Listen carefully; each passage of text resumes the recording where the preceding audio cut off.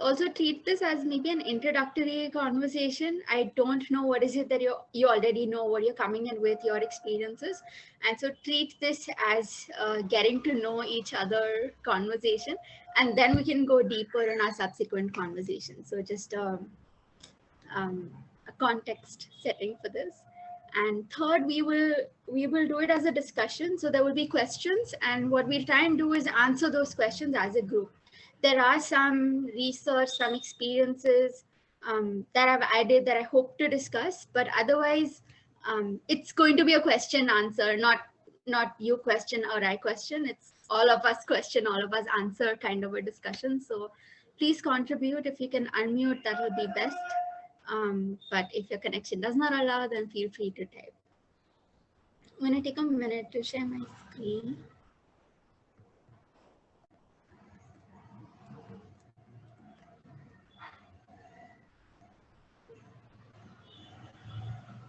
Okay, awesome. Before we start off, a question for all of you. If you had to describe leadership in the form of a metaphor, what metaphor would each of you pick? Just education, leadership, or if you want to go broad, then leadership in general.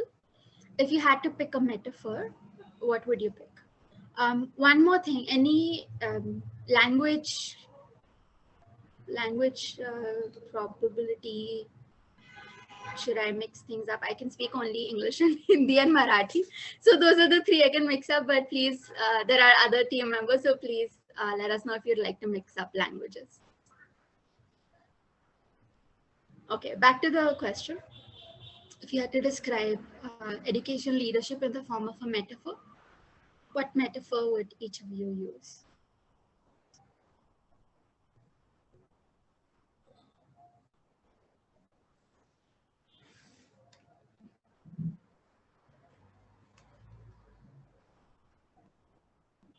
Okay, Utsarga, you're going to have to explain that a little bit.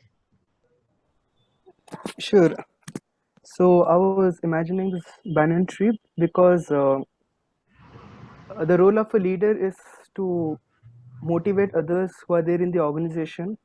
So the others could be the other roots or branches from the same banyan tree, and then the others who are part of the larger ecosystem could be other maybe twigs or branches, smaller elements of the larger tree.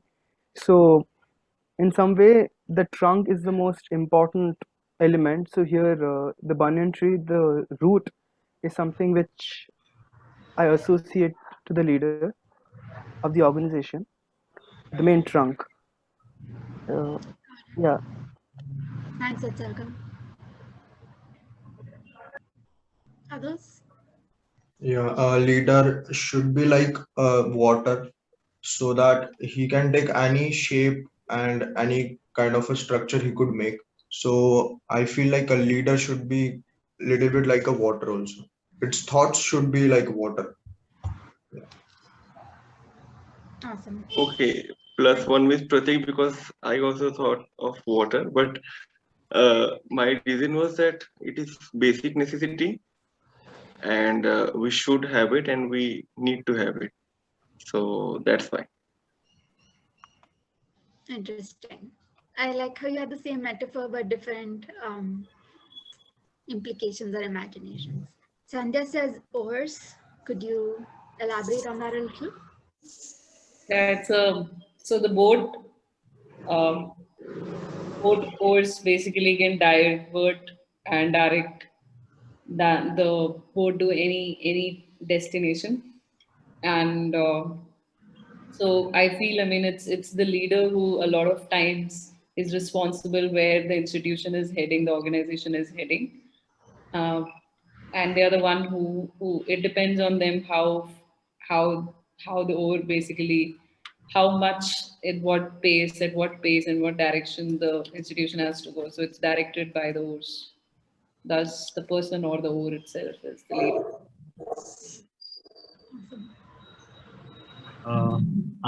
I could think of it as an Android software, current, relevant, adaptive, innovative, and space for their own. That's interesting. I haven't heard that one before.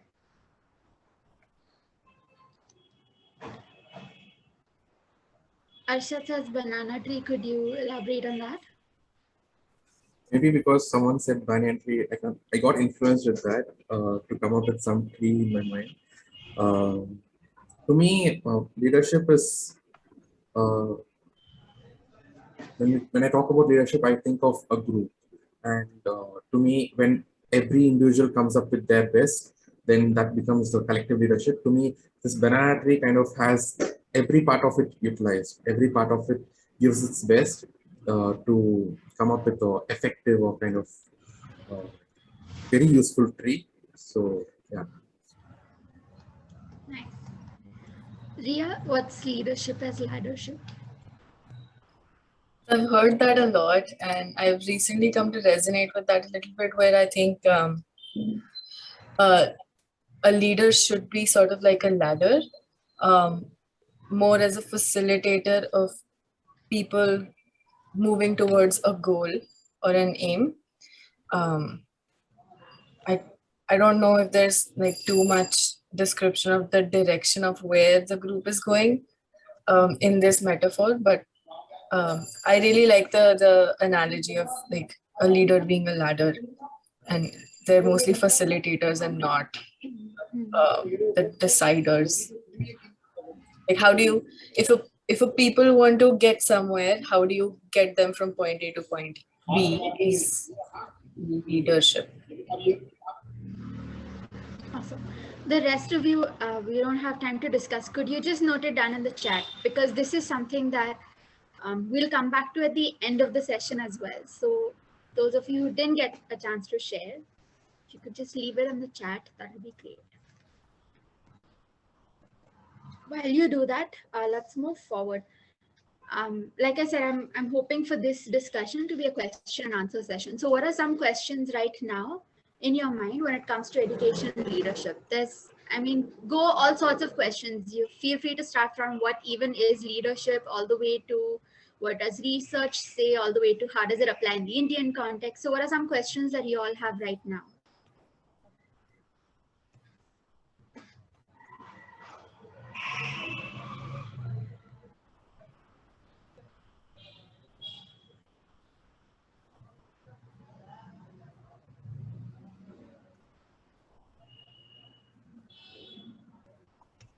Start anywhere, whatever questions pop up in your mind.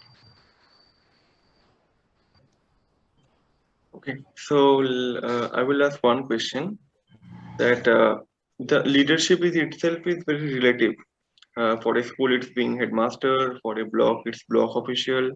District, my district official. State is principal. National is something other department, ministry, and everything.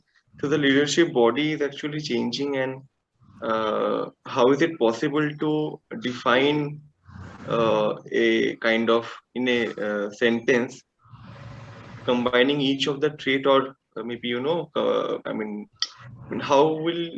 how can we define these in just one or two sentence, the leadership? So that's the question. I mean, Great questions. I've made a note of the question on the chat as well.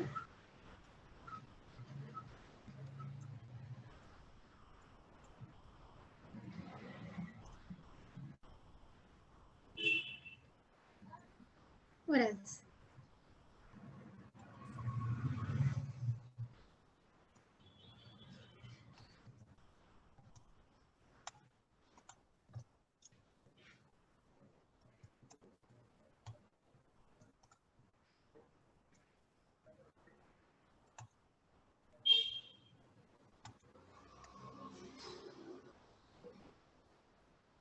Pratik, when you say does leadership have to follow a set of rules, do you mean that, what do you mean? Could you explain a little?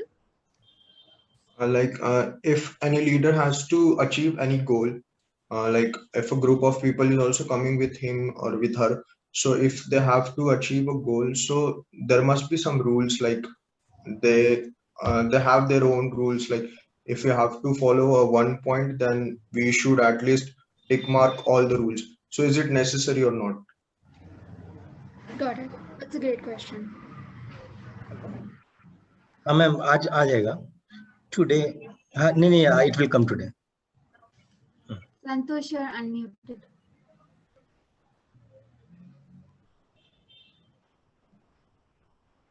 Is it required for a leader to have followers? What kind of leadership does education need?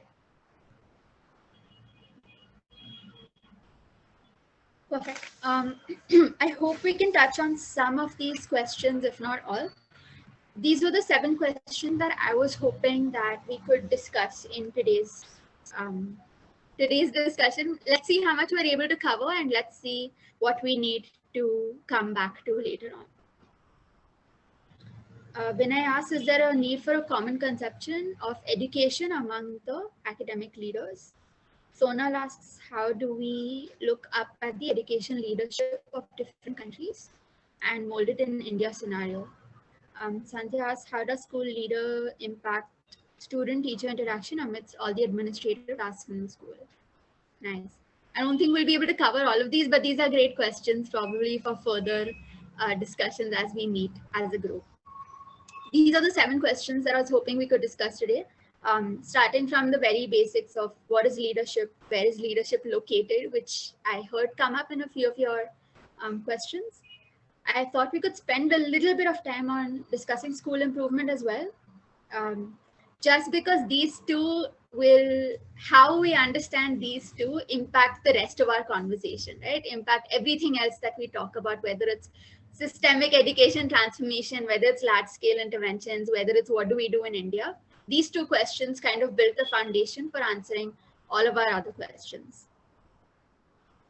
Right, so let's try and just go one by one. The format that we'll follow is we'll try and answer these as a group. And then I have some points that if we haven't covered through the discussion, then we can bring those up. So that's what we'll do.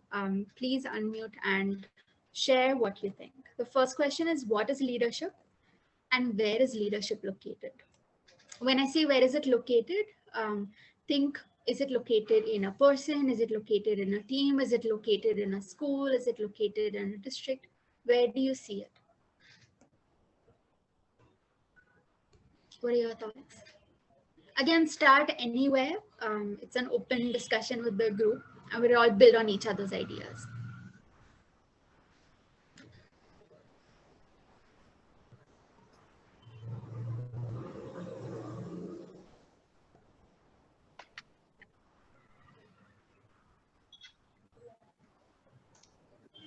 I think like a leadership is located where there is a community having same thought. So I think in that community, a leadership is located. Yeah. Got it. Yeah, so Which has a common goal, common ideas to pursue. That's where you Yes. see being located. Yes, yes. Got it. okay, ahead, so in my thought, it's in behavior. So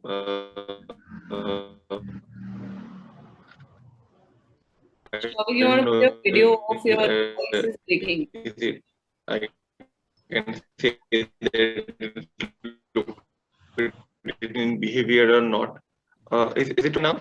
Hello, hello, hello. Is it okay now? It's still breaking. Try once more.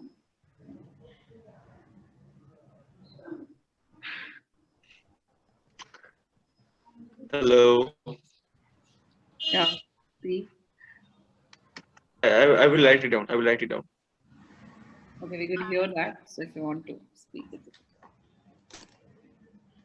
No audience in this discussion, so please share what you think, everyone on the group.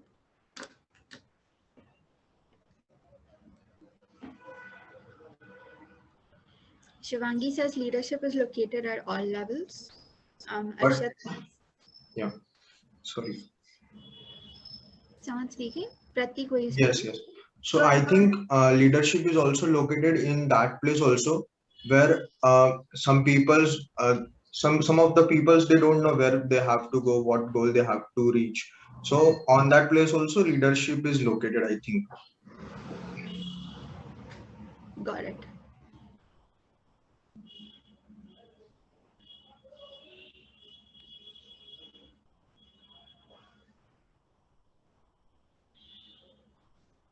Leadership is in behavior, art of managing self and guiding others. We also often ask a question of, I think this happens both in Shikshalokam and Mantra as well, is we think school leadership, we think system leadership, and we ask at what levels of leadership does it impact, at what levels do we work with as well. So you can also touch upon those aspects. How are you viewing different institutions and leadership in different institutions? A leader, I mean, an individual or a team.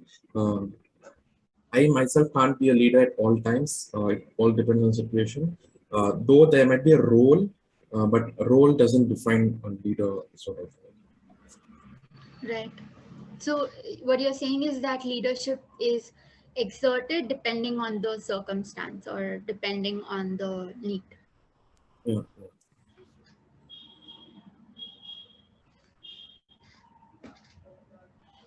You can also build on each other's points. The point over here is to not answer, but is to build as a group.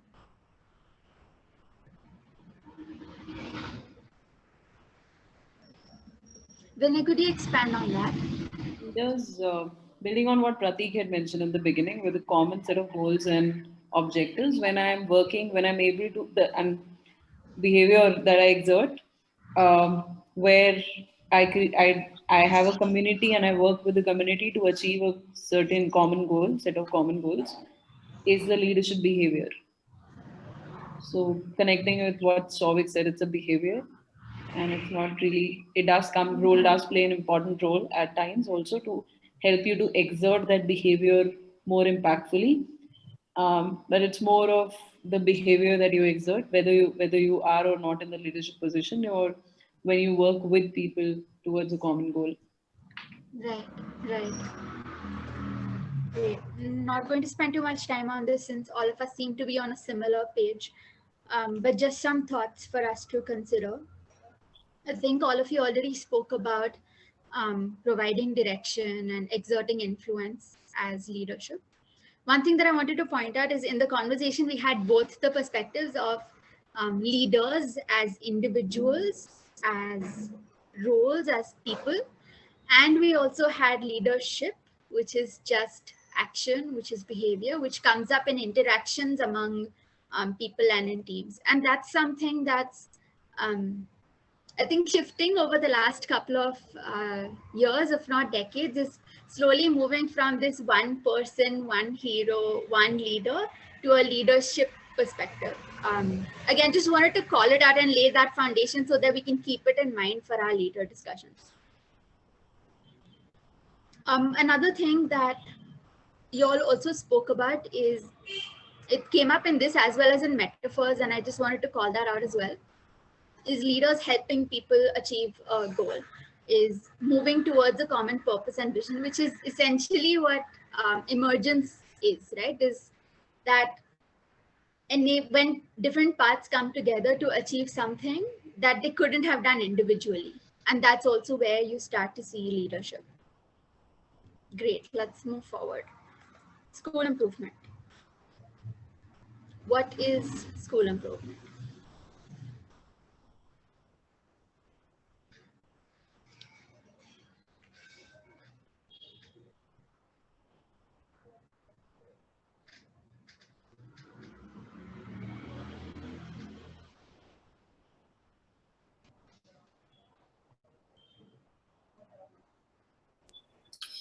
To begin with, it's a process that's heading towards a goal, Right. ideally set by a leader in consultation with the team. Got it. So Ria's point, three things taking away. One is the process. Second, that process is directed towards a particular goal and a purpose. And the third one is that it's intentional. Either someone or a group of people have intentionally set some goals. Does anyone agree, disagree, wants to add to that? Yes. So adding to what Ria said, when we use the word school improvement, a lot of almost everything that is happening in school as a process, as part of imparting education to the students, I see that improving on each one of those processes becomes or defines what school improvement can be. And it's like, if I think overall, I feel it has to be able to, school improvement as a process should be able to establish relationship among all the stakeholders. Yeah, that's my take on what is school improvement. Great. So Shivangi is adding the point that it's not just a single process or an improvement in a single piece. It's usually spread throughout, and there are different processes in the school that you would also touch upon. And school improvement could be like focusing on teaching and raising the raising the learning thing of the students. So it could be like improvement in like it could be like a school improvement thing. So you're saying a critical part of school improvement is also that student development is impacted. Yes. Awesome. Sorry. School improvement is also, for me, in terms of creation of a conducive atmosphere for meaningful teaching learning process to happen, and that involves many stakeholders for that conducive atmosphere to happen. Right. So you're adding to Ria's earlier point that one, it's a process, two, it's directed towards a goal, but you're saying that it's not just any goal, that goal has to be rooted in improvement of the teaching learning process. Yes. Meaningful teaching learning. Meaningful teaching learning. I think to what Vinay said, I feel defining what is a school and then creating a space and scope is improvement. Could you expand on that a little? I kind of making sure that creating a space where everyone can come together and defining a scope together. After defining school, coming up a space and defining a scope together. So that is improvement. So for you, school improvement is not necessarily meeting certain goals, but is just the creation of that space. Yes. What does the group think? Agree, disagree? Would you add to that?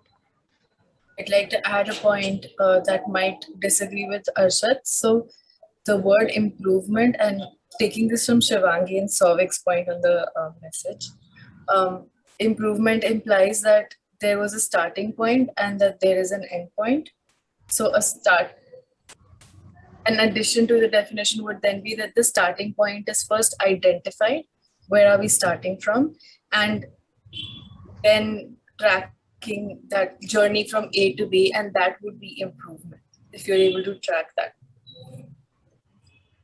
Got it. I think you will have to track it. My point is that that should be facilitated and that should be done by the, not by one, but by that space which we create. Is that improvement itself, or is that climate for improvement? The space.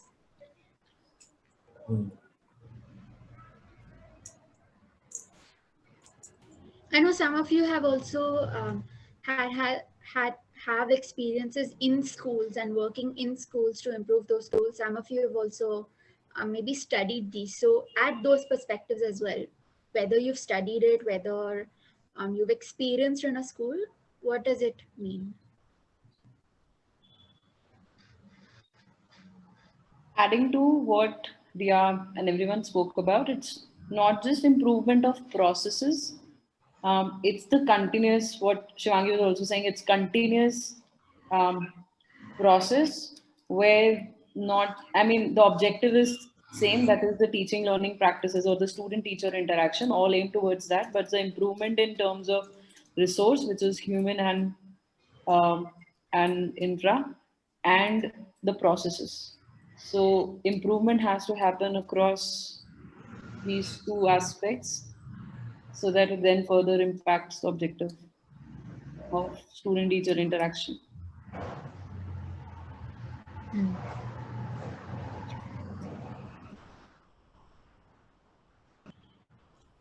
My understanding of school improvement is also similar. Like it's a process where we study the circumstances and we see what are the factors that are influencing. What are the factors that are influencing what?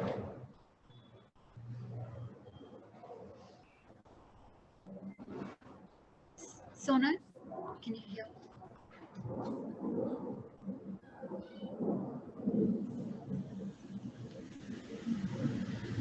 Okay.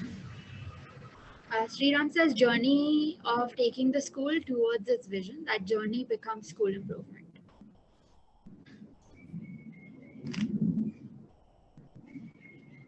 Okay, I'm going to present 2-3 definitions of improvement that have been helpful, at least for me, in consolidating all of these ideas together. Let's take a look at them. The first one is something that I think you already touched upon. I think Pratik, you brought it out, and Vinay, is that school improvement. You have to look at both the end, which is student outcomes, and the process, which is school practices and processes, which is something that you all already brought out.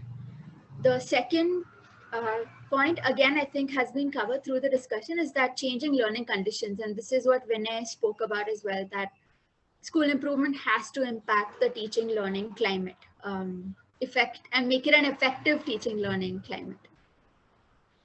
The third one, again, I think Sandhya, you brought it out, is that it's not just impacting student outcomes, but it's also the school's ability to keep doing this again and again and again.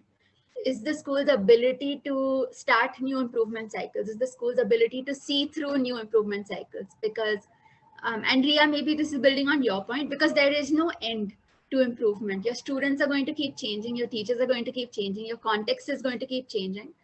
And so there is no point B. It's just point B, then C, then D, and so on and so forth. So that was something that the third piece like helps us see, is that it's not just moving towards a goal, but now that I've moved towards that goal, I have this muscle of setting a new goal and then moving towards that, and setting a new goal and moving towards that. Any questions or any thoughts or any differences in opinion on this? While we were talking about the school improvement, I was continuously thinking about the learning part, where a lot of times, if you read books, it says that learning of a child happens outside school more than inside school. Then how do we really relate that learning? How do we expand on the topic of learning while we talk about school improvement? Nice. Yeah, great question. I think it should be covered in our next, I think it's in the third or fourth question. Hopefully we'll take this up. Oh, okay. Sorry, before moving forward. Anybody else? The same, I also feel like if you're talking about school improvement, so it is like just related to the subject or the learning phase. Like like like their mindset should be open. Like sometimes in in the outside of the world also, apart from school, they should like students like their students should be like open-minded thing. Like they should not think this is not right, this is not wrong. So I feel like school improvement should be like overall it should be like overall journey for a student. Yeah, completely agree with that. Which is what I like in many of these definitions as well. It's not specifically just learning outcomes, it's just overall student outcomes. But that's a great point, Pratik. Let's move to question number 3. And this is especially relevant for organizations like Mantra and Shiksha Lokam. is what has been the evolution of the focus on school leadership development? Is it recent? What do you feel? Today, Mantra and Siksha Lokam are talking about evangelizing the concept of leadership development and spreading that narrative about how important it is to work on this. What are your thoughts? Is this a new discussion? Is it an old discussion? When did it evolve? How did it evolve? What is the history of this focus? Not sure of the focus, but experience of last 3 to 4 years where you work, especially when COVID hit, it just got more visible, where a lot of times the focus goes on just teacher and student interaction. And practically the interactions that exist in the system otherwise are not really focused upon. And we saw it when COVID happened. All the focus efforts went on to content and delivery of content to the teacher and student. So I don't know about the theory, how long it came, but right now it's not something that is the focus or. Yeah. Got it.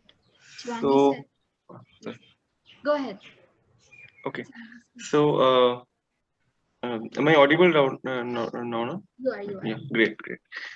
So, yeah, I mean, there are two in the education policy 84 and in the NCF 2005, this has been brought up, the school leadership and their components to some extent in terms of ecosystem development and conducive environment and everything. So it was there, but in application or implementation, maybe, I mean, I, being a Gandhi Fellow, I have heard that it has started from 2008. From being Pratham, maybe they have started a little bit earlier. We have started now, and it's continuously, and it's actually changing. The definitions are changing, the concepts are changing. Usually, it was primarily focusing only on school.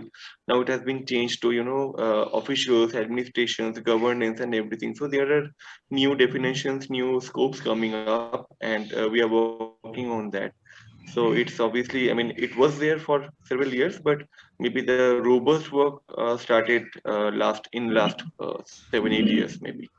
So yeah, that's my So thought. Thank not you. extremely recent, fairly recent, but rapidly evolving. Arshad says gaining shape now, but fairly, in the past.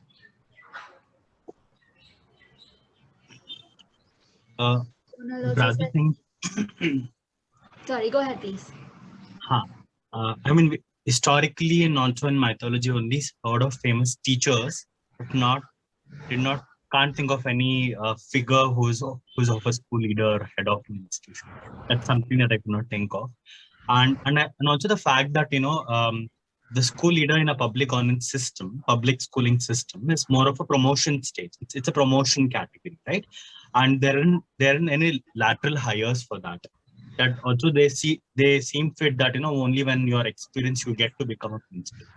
I think it's again a recent but not very recent, but a recent kind of a thing of Karnataka state government at least starting KES, Karnataka Education Services, as an examination for you to have a lateral entry into school leadership, or also having a school leadership institute in Dharwad, or it could be NCSL, National Council for School Leadership under the MHRD. These are all seem to be a recent kind of a development, thinking of the importance of school leadership. So for me, it is the same thing like you said, somewhat recent, but not too recent. Got it. Okay. Any final thoughts before I share some points to take this discussion further?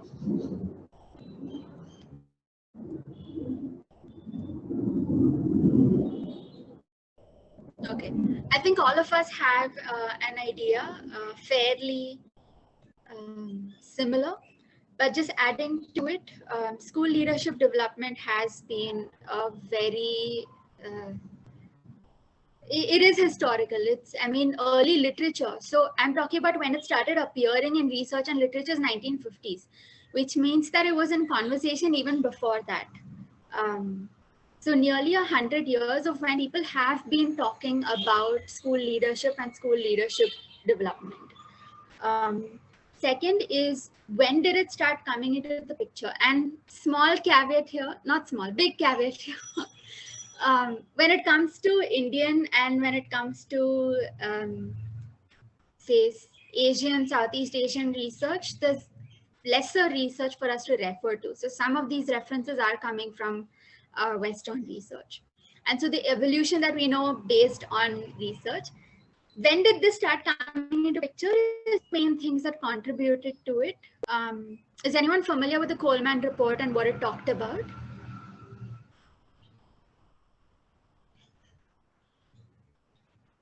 Okay. I'm not aware. All right. I recommend that whenever you have some time, go and read it. Basically, what the Coleman report did is it examined, it seeked to examine a lot of things, but one of the findings was that the in-school differences in student learning are much more than between school differences. Essentially, what they're trying to say is that the factors outside the school, and this is something I think came up in our earlier discussion, I'm not sure, Shivangi or Pratik, sorry, I forgot who brought it up, but someone brought up how external school factors influence learning. And so that's something that it was a big thing when the Coleman report came out, and that influenced a lot of research and initiatives that happened after that. Is they said that the differences of students, like within a school, if you take a school like a Sharda Shri public school, then the differences of students in that school is actually higher compared to if you compare a Sharda Shri with a DPS with another government school. These differences are going to be far lesser, which basically means that the home, community, environment, culture contributes a lot and is the biggest contributor to how students learn and develop.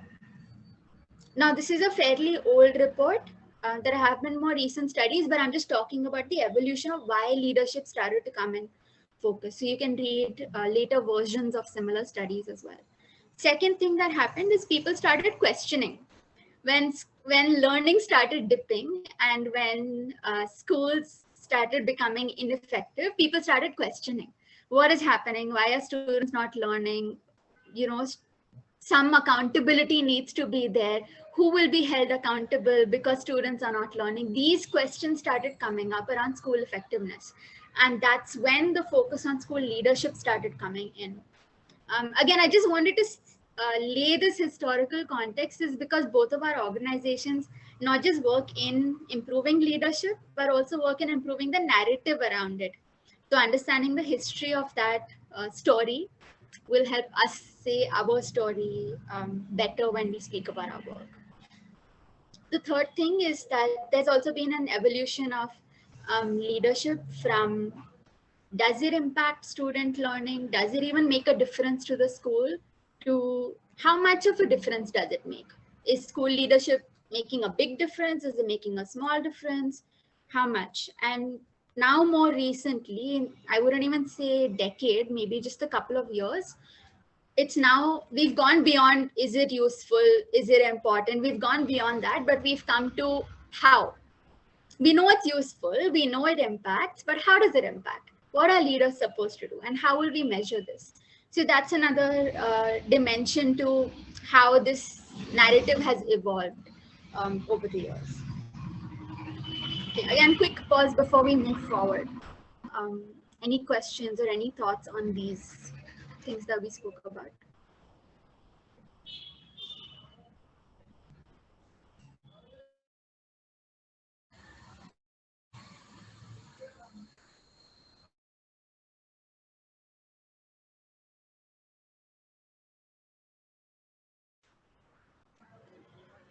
Like we said, the third question that we've come to now is, how do they contribute to student achievement and other school outcomes, and how much? Again, what has been your experience? What has been your learning? No participants, no audience in this discussion. So if you have not unmuted or typed on the chat, I would request hosts to mark as not present. Hello. Yes, go ahead. So yeah, so we just had one discussion with Shivangi in the previous session, and we were discussing on the same. and there were some stories coming up where we experienced that school leadership actually brought change in student learning and over school improvement. So I mean it obviously it's contribute, but yeah, it takes time. I mean it's not that in 1 or 2 years it will be happening in just a click. So it takes time, but yeah, it happens. So I mean, and if the leader stays there, or if he or she able to transfer the leadership or distribute the ownership and leadership among others, then it sustained too. So these are my experience. Thank you. Got it. I also add one point, like actually principals plays a major role in impacting a school, because in last session also I told like if there is a higher authority, so it will always impact a major role. Like it will always like many people will get impacted through that higher authority. Uh, so I think principal plays a major role. How much of a role? Did you get a chance to discuss that also? How much of a role does? In previous session only I have read, like if teacher is impact, if like teacher can impact only like 21 or 25 students, but principal impacts, like whole school will get impacted by a principal. He can make an amendment in the timetable or in the activities of the school. So basically principal plays in this way, principal plays a much important role. Got it. I've come to think of it as like adding on to the previous points. Earlier, I used to not give school leadership a lot of importance, and this is when I was not associated with the education sector, because I always associated principals and school leaders as just people who are walking and then walking around the school and like looking at if everything's all right or not. And just because they did not have much direct interaction with students, I did not see a clear relationship between school leaders and student outcomes. Right. But just like working on the field for a couple of years has made me realize how much of an impact they have, all the way from prioritizing what to focus on in school improvement. And we all know that school improvement in different areas can have varying levels of impact on student outcomes. To making sure there's a certain level of teacher satisfaction, and teacher job satisfaction is very important in terms of like you consider yourself a teacher in a school and think of you having a good job and being satisfied in your job and your performance in a classroom, and how that varies from if you're not satisfied in your job. That has a huge impact on classroom learning outcomes, teaching learning time, how it is utilized, and then the attitude of teachers in the classroom as well, to all the way to the kinds of practices that are encouraged or not encouraged by a school leader, from them encouraging new practices or challenging their teachers to learn more or hosting spaces for them to learn more. And it could differ greatly in the sense that a school leader might be indifferent to those things, and then how that benefits or takes away from a child's experience in a school, and then ultimately leads to different student outcomes. Apart from the number that a school leader impacts, the number of students just by virtue of the position that they're in, these practices on a daily basis, and what kind of a structure you have to work inside of a school with teachers is huge. Very true. So both in terms of number, quality, as well as the type of impact that school leaders could have. Adding on to that, I feel that like how there's a quote which says that everything that a government does or doesn't do is a policy. I feel anything that a principal does or doesn't do itself kind of impacts the every citizen of that school. So if a school is a country, then I see this person as a prime minister. Kind of impacts. Very true. Yeah, I mean, there's what you call the hidden curriculum or hidden culture in the school. It's a great point. We had a lot of these debates when we were creating our school improvement program as well. And these are very useful debates because they help us see, this is the question that all of us ask, right? All of us ask internally and externally. How does the work that you do with leadership connect to student outcomes?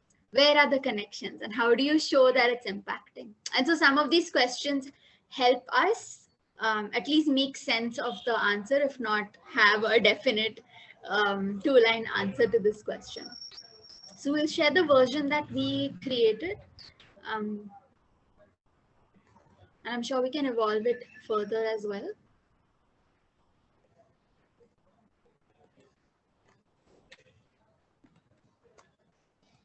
Gonna leave it on the screen for a bit.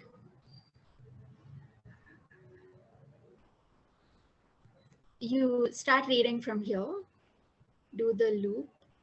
And while this loop continues, this branches off into two other similar loops that come together at a school level. I think Jaysha's team was talking about like at a school level thing, which eventually creates a culture that promotes learning and then leads to student outcomes.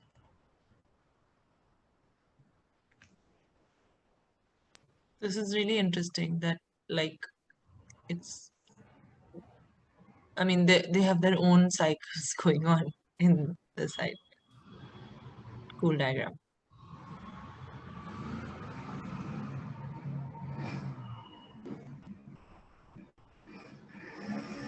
What's something that doesn't make sense or is difficult to see?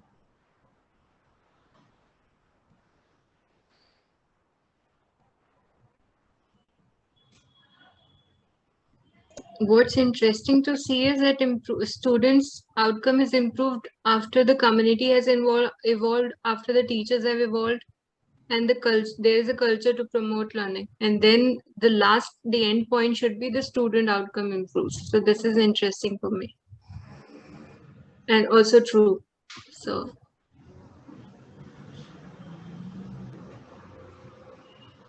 I agree. Go ahead. I agree with Sonal.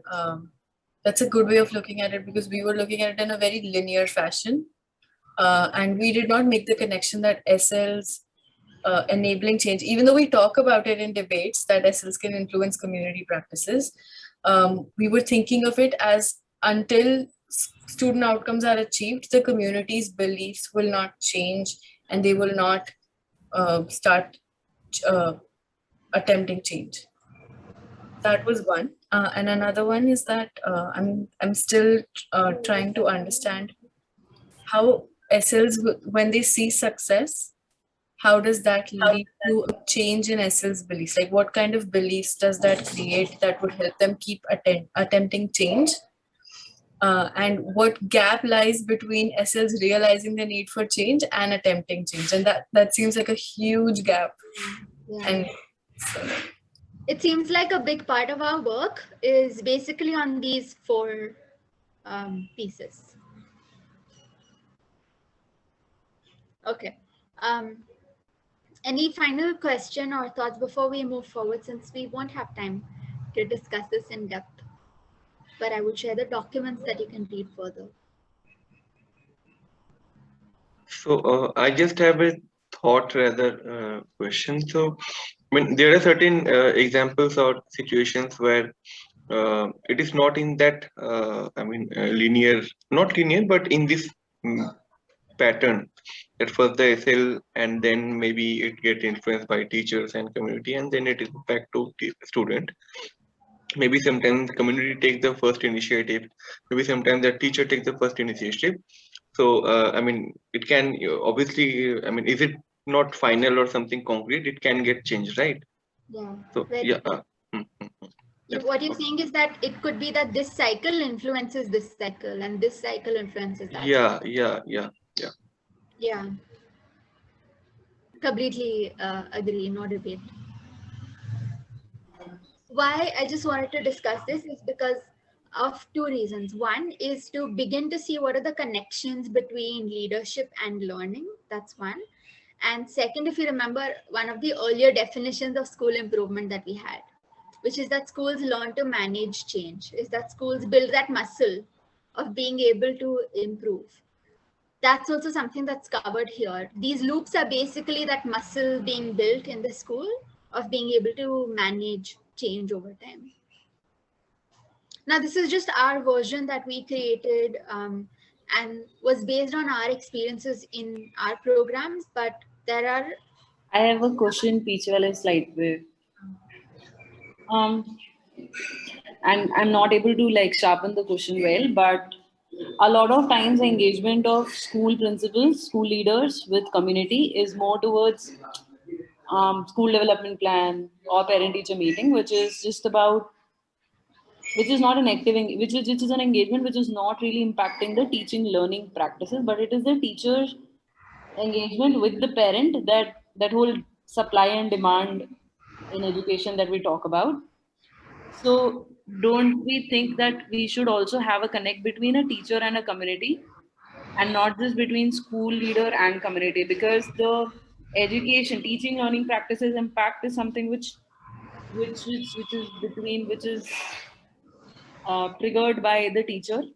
School principal's role is more towards the school development plan or school infrastructure that too comes through SMCs. But with parent engagement, it's the teacher who should trigger or who should drive that discussion, I feel, and that's a connect. I don't see a direct arrow, I mean the arrow there, and that's what Yeah, I've that's a been great thinking for some time. Does anyone have a response to that? Yes, I totally agree what Sandhya said. There should also be a link between the community and the teachers that collectively improves the student learning outcome. And I feel like this cycle community attempts this cycle, it will be little bit slower than this teacher sees a success in this cycle. Yeah, agree with the cycle being slow. Sandhya, to what you said, I think that's a great point. Definitely, there is a lot of connection between a teacher and the parents of the children that she or he teaches. We had this debate as well, and one of the reasons why we didn't make that direct connection is because for productive community participation to happen at a school level, it can't just be led by individual teachers. There have to be school level initiatives to improve parent engagement. It can't just happen by individual teachers on their own reaching out to or involving parents. There needs to be a shared effort, which is why we chose not to add also a direct connection. But you're right, there is definitely a connection.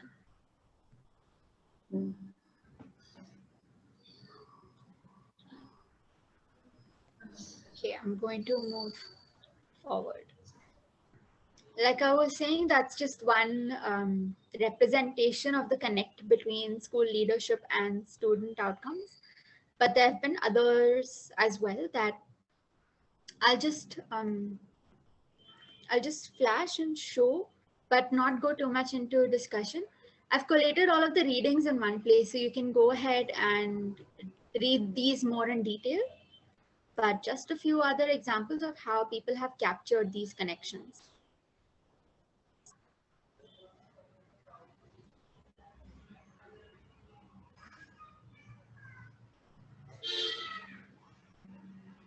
This is one model. This is something that Pratik already had brought out, is about the kind of effect that school leaders can have on the whole school.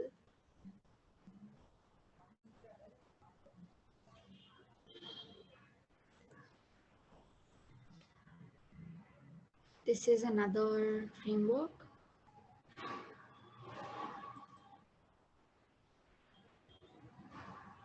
This one includes out of school or over school layers as well.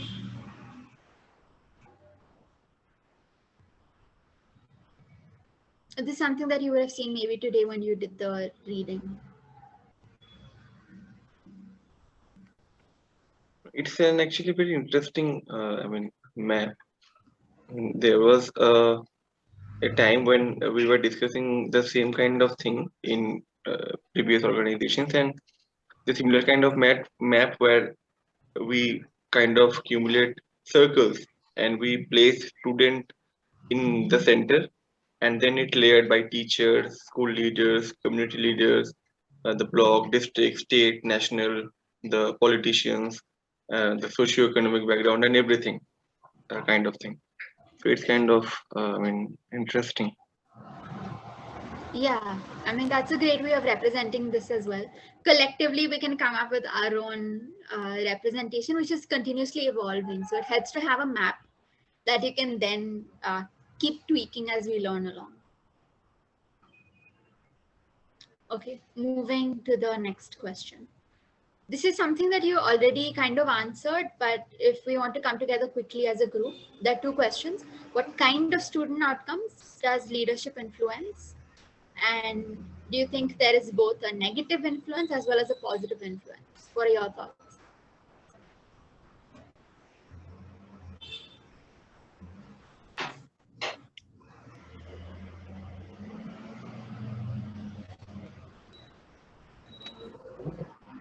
Yes, uh, it can get influenced in both way, negative and positive.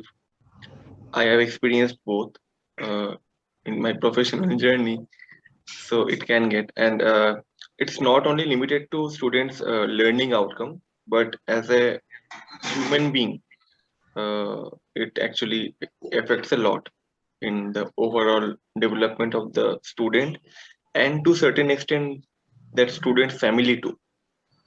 So yeah, it plays a larger role. Agree with you. Research also agrees.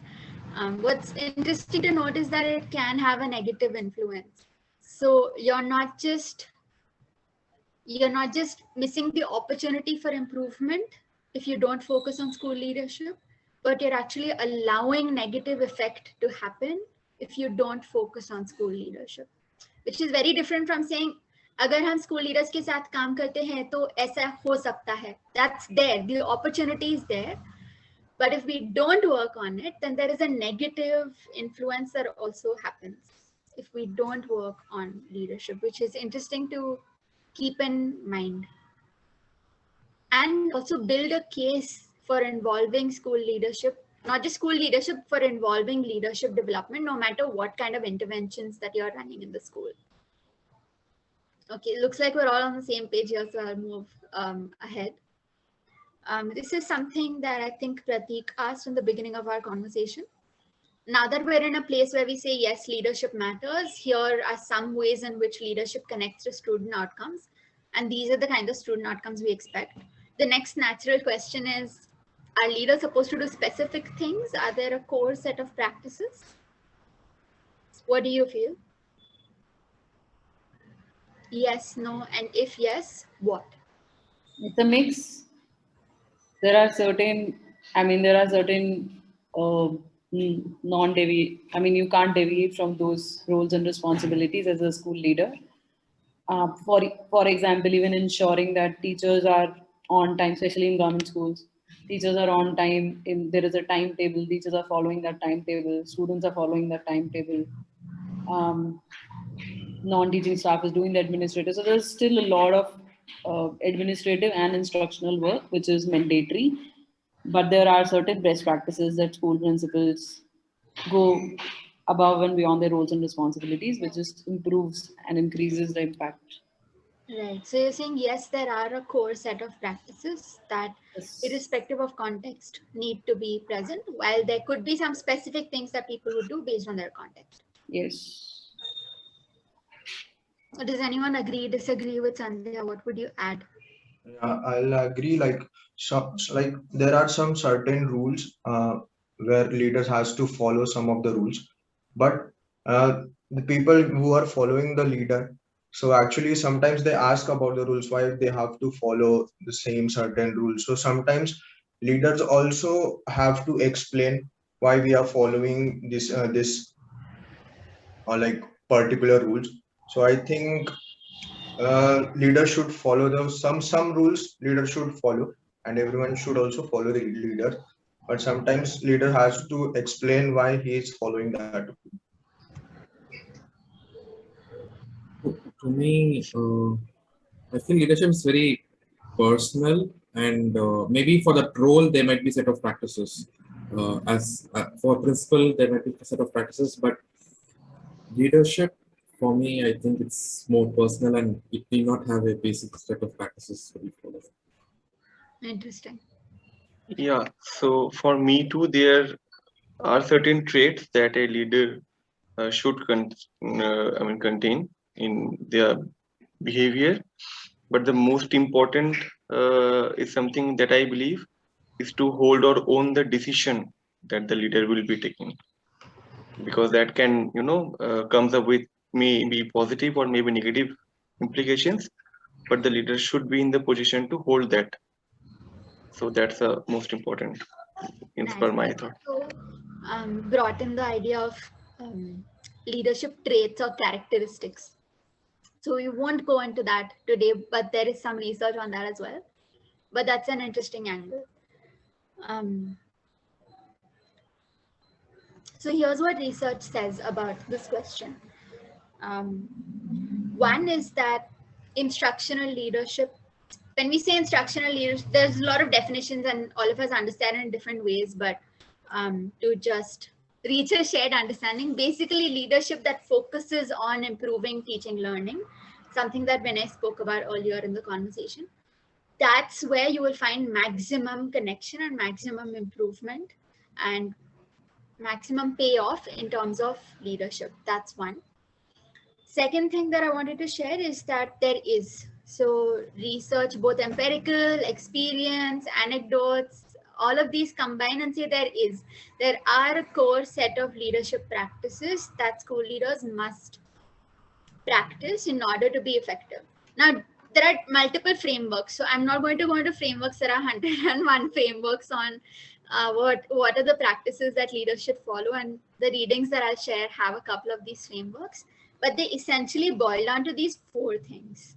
That's my summary of the four things. Purpose, setting some common vision, some common goals, some common purpose that everyone is working together. A focus on people, motivation, care, empowerment, those pieces that you already spoke about. Pedagogy, a big focus on teaching and learning. And finally, process, again, something that you spoke about earlier, looking at the school as an organization, how it's structured, all of that. Essentially, they boil down to these four things. It's important that we look at these core practices because in our programs, and this is something that we face at Mantra as well, right? What are the improvements that we should focus on?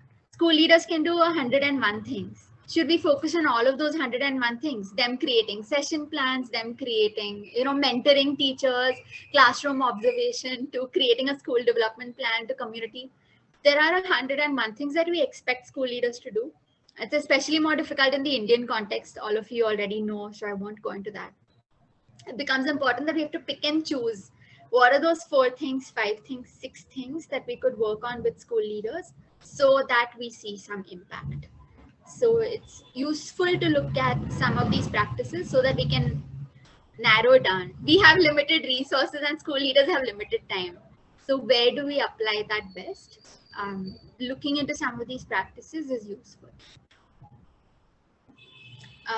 Ria, your question is, what's the transformational counterpart? So not usually, a lot of recent research on leadership is talking about 2 core functions that leaders play. One is improving teaching learning specifically, coaching and mentoring teachers, access to resources, academic resources in the school, providing professional development opportunities for teachers, all of that. That's one, which is the instructional leadership counterpart. The second is the overall transformational role that leaders play, forming partnerships, looking at school improvement, building a collaborative environment in the school, engaging community. All of these are not directly on teaching learning, but rather on improving the school as a whole. So that's the transformational counterpart.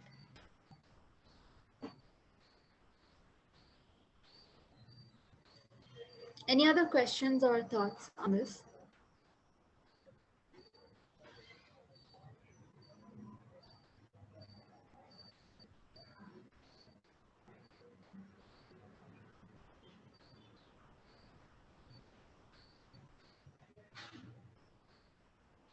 Okay, and since we're also out of time, I'll just quickly go to the, you can read this, I'll share the reading with you. We don't have time, so won't go into this, but basically just a framework connecting leadership to student outcomes.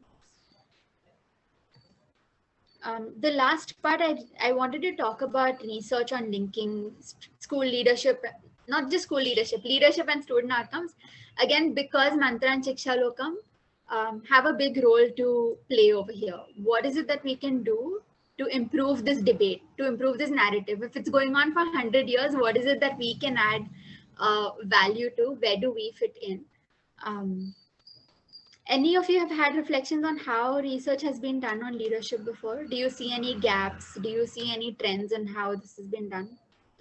One thing that I'm sure you would have noticed is that the same one line, leadership has the second most influence on student learning, you would have seen in all of the research papers that you would have read. So any reflections on this? Yeah, one thing that I'm talking. One thing that I see about the research that has been done is that we don't have a lot of research in the context of our country and in the context of our challenges, because whenever we like, one of the topics that we talk of in Shiksha Lokam is we talk about scale, and whenever we talk about scale, diversity comes into the picture. And leadership, I feel one of the key traits of being a leader is to be a lot more inclusive, because that becomes a key point when we talk about collaboration. So inclusion means different things in different contexts. In an international or say in a European country, the idea of inclusion will have different factors. In our country, it has different factors. And when we were discussing, like in the last session, discussing on one of the articles in the reading circle time, Vinay made a very interesting point about how a leader, like a school principal or somebody who has been given the position of a school principal, might find himself or herself not accepted by the community that he's teaching the students of, due to various factors like gender, caste, class, things like that. So where are these things getting captured? I think that is what is missing. That is what I mean by saying that Indian context में research की कमी है. Yeah. Another important piece that I could not see in many of the research papers is about the role of a school leader in terms of vision building, and then how can that also be translated into everyday action. So in most of the times, yes, the state or someone else does that for them, like by deciding minimum learning levels, or this has to be in a KSAQ kind of an assessment, this has to be the school level. So here all of that vision has been already decided by someone else, but also a school leader's role in actually sitting together and putting that document, not this document, that very statement or the concept together, and also thinking through the systems and structures to be put in place in order for translating it into everyday action.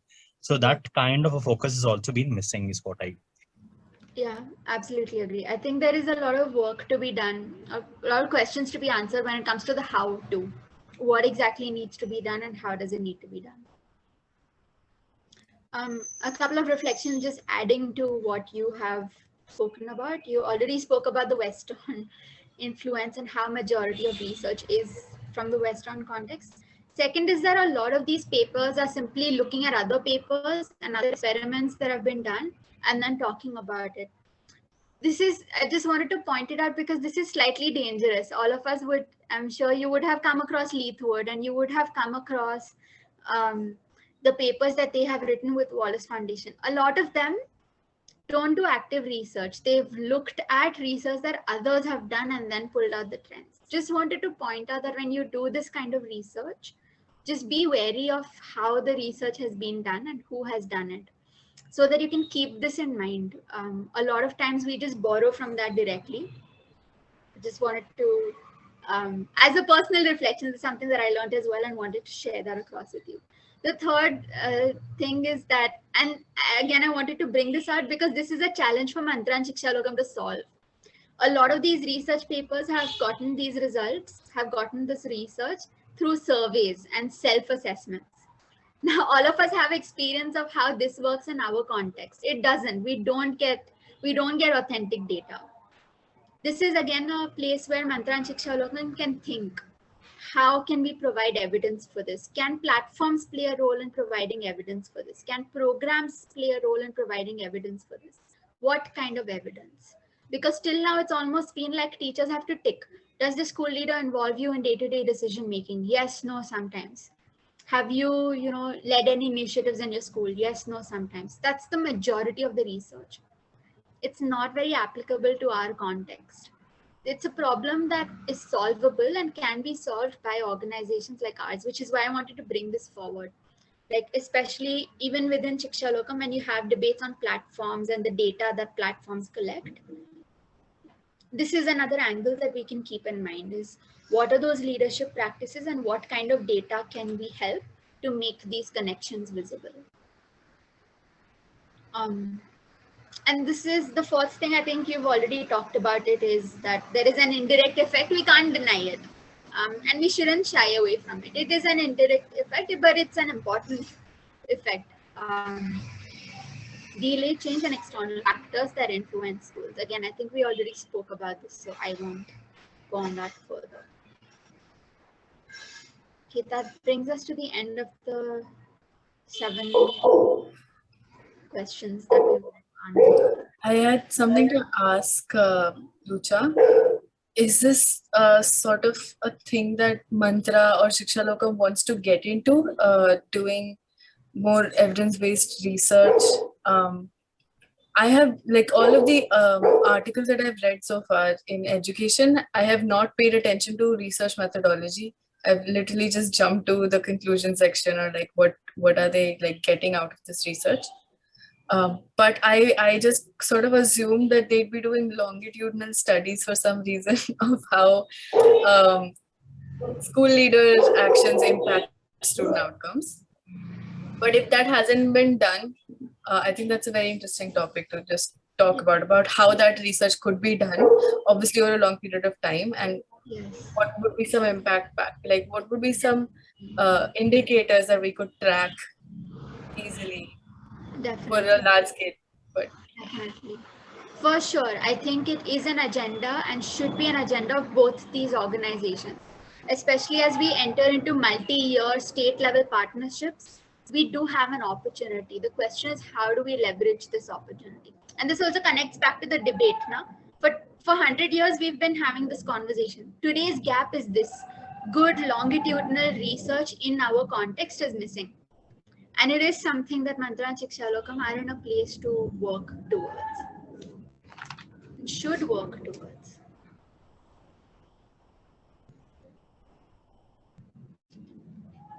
Okay, we're 10 minutes over time, but hope that this sparked some ideas and some debates in your mind. And maybe now we will have a clarity on what we want to go deeper into later. I just wanted today's conversation to be a bit more foundation setting and introductory, so that we can plan further conversations more deeply.